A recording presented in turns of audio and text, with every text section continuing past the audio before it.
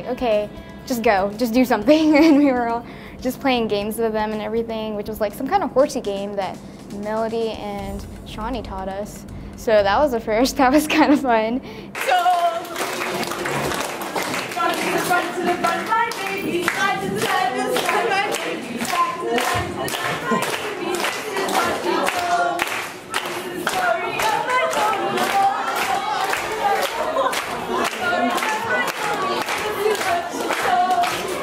We taught them my Big Fat Pony, which is this silly game where you run around a circle pretending to ride a big fat pony. And of course none of them have really a good idea of what we're saying, so we're just running around. All of us are like killing ourselves laughing because this is the story of my pony story. Oh, it was just fun. They thought we were stupid, I'm sure. There's a lot of laughing. And then we played Duck, Duck, Goose with them, a revised version of Duck, Duck, Goose. And we were like, wait a minute, we can't touch their heads. So that was just kind of like a new cultural thing. So we did duck, duck, duck, goose. So we touched their shoulder instead. Duck, duck, duck, duck, duck, duck, duck, duck, duck, duck, duck, duck, duck, duck, duck, duck, duck, duck, goose.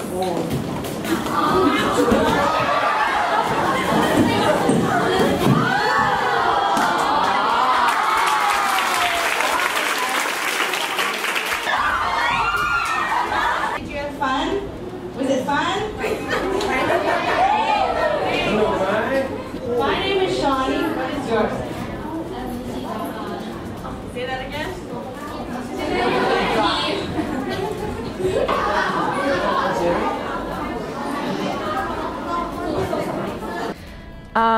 After that, it was just mass chaos. All these kids were like in rows, and then all of a sudden they like stand up, and you kind of think they're shy because that's what we've been told. Oh, everyone's shy. And then they come up, they're like, what's your name? Melody, I love you. And you're like, I love you too, right? And so that's kind of different from like they're very orderly, like sitting down, listening to you. And then they just like stand up, they all want pictures with you. They're kind of angry if they're not in the picture with you. It was interesting. It was fun. Right now we are at the school and we're gonna go talk with some kids. What? How you feel? How do I feel? I feel pretty funny. They laugh at us a lot and we have no idea what they're saying. It's fun though. Peter talks, they laugh, and we stand there. It's fun. But we're gonna go talk to some kids.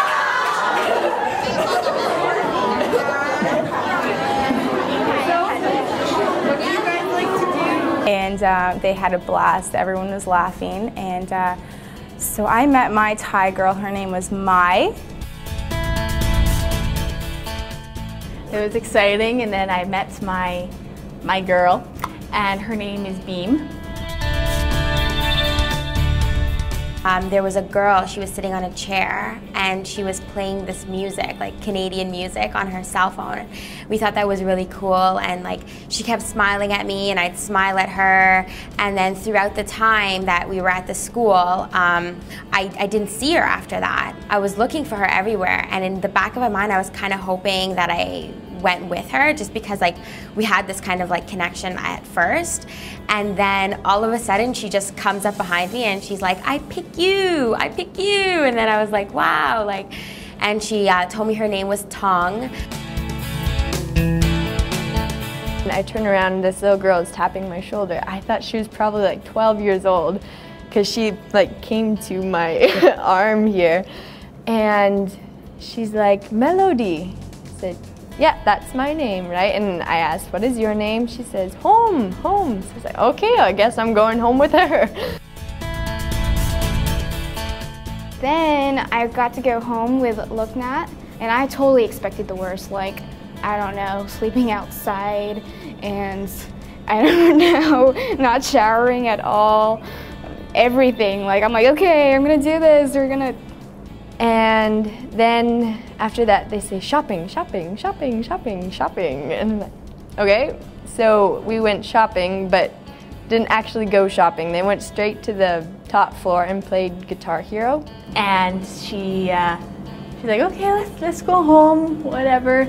And so we got on a little bus thing, and then we rented a little motorbike thing, and then we got to her house, which is on like a canal kind of thing off the ocean.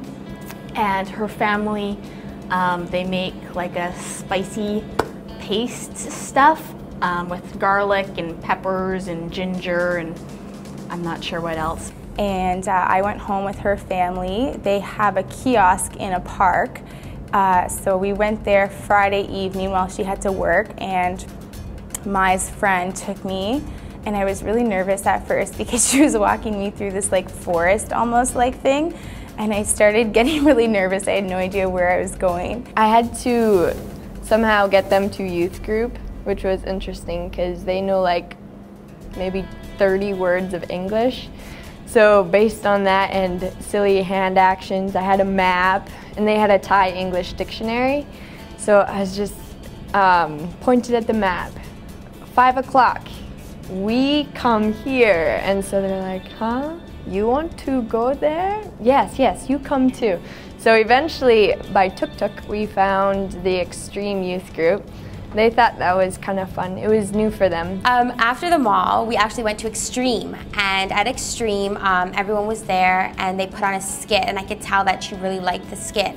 And then after the skit, I was telling her like, Jesus, you know, Jesus, and she didn't really get it that much. And then I showed her a Thai Bible, and it's in Thai and English, and she said that, you know, she would read it. So she said that she's going to keep reading it and trying to understand it a little bit more. And then after that, she said that her dad was going to be meeting us at the 7-Eleven.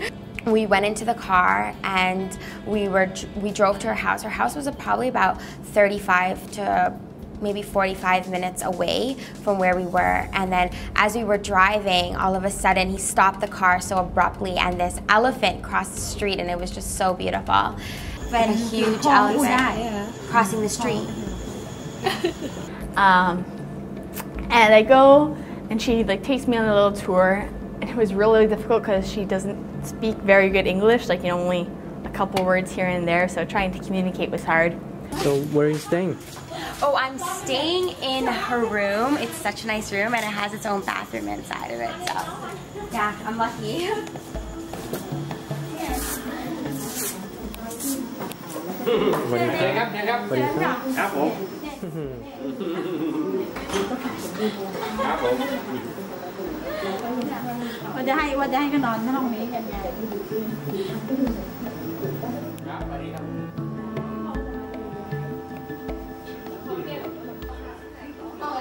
So how are you feeling? I'm good, I'm sleepy. I want to go to sleep, yeah. It's a little bit tired, but yeah. We're probably going to stay up late tonight. So are you nervous? No, I'm actually really comfortable with everyone. They're really, really nice.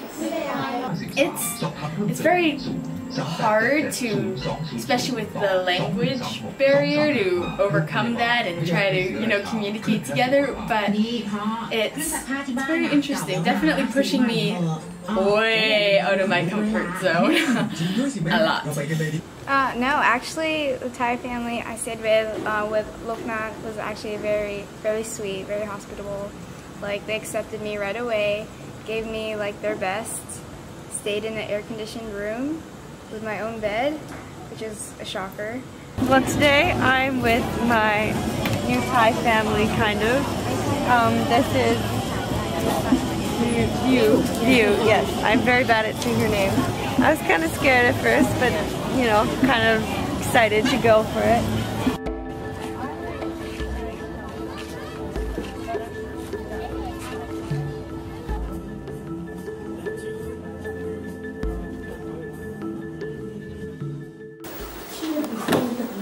That's where I slept. That's where they slept. And oh, this is really cool. This is your toilet paper. Yeah. What did you feed me today? That fruit. Remember that fruit you gave me? Durian. Yeah, I got to eat that. And then they took me to the zoo.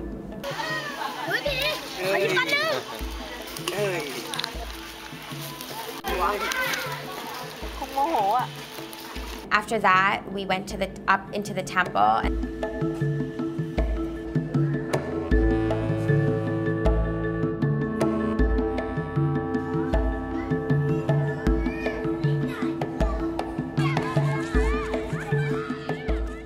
They're really good, and I'm really bad. It's really fun. They don't do much. Well, the people I was with. We sat at home all day. They taught me some Thai.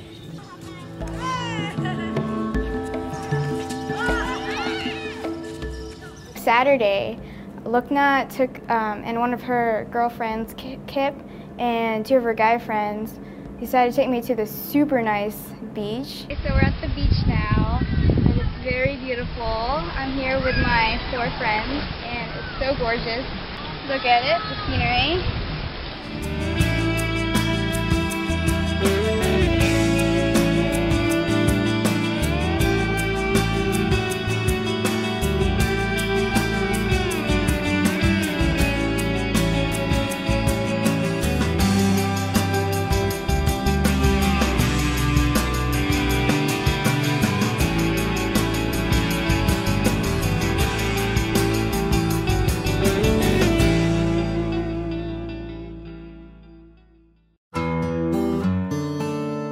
So I'd like to invite you guys to come on 7 Weeks in Asia. We do ministry in schools and colleges, in malls. You'll be going to the hospitals praying for the sick. You'll be going to the slums and just ministering to the kids living in extreme poverty.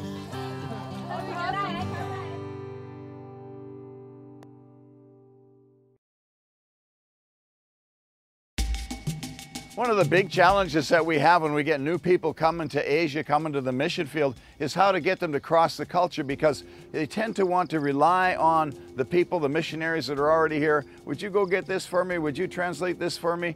But we got an idea here today going on that we can put these kids into real, genuine Thai homes, Buddhist homes, through connections that we have with the school that our kids went to, and really see them cross the culture in a dramatic, drastic really way right on the onset of the trip. And this is really going to set the stage for their thinking and the way that they're going to do things. And I believe that after this experience that they're going through right now, they're going to be able to come out the other side saying, you know what, we can do this. We're here to touch people of another nation, of another culture, and that's what we're going to do. We're not going to be in our own little bubble anymore. We're going to come out. And so this is a very, very challenging challenge really that we've given these kids. Drop the gauntlet for them. We want you to go into these homes, and we want you to come out the other side and bring these young people to church. And we're going to have a special evangelistic service coming up on Sunday here, and it's just going to be awesome. So thanks for watching Continuum today. We kind of run out of time for this segment, but we're going to continue again next week. You don't want to miss it,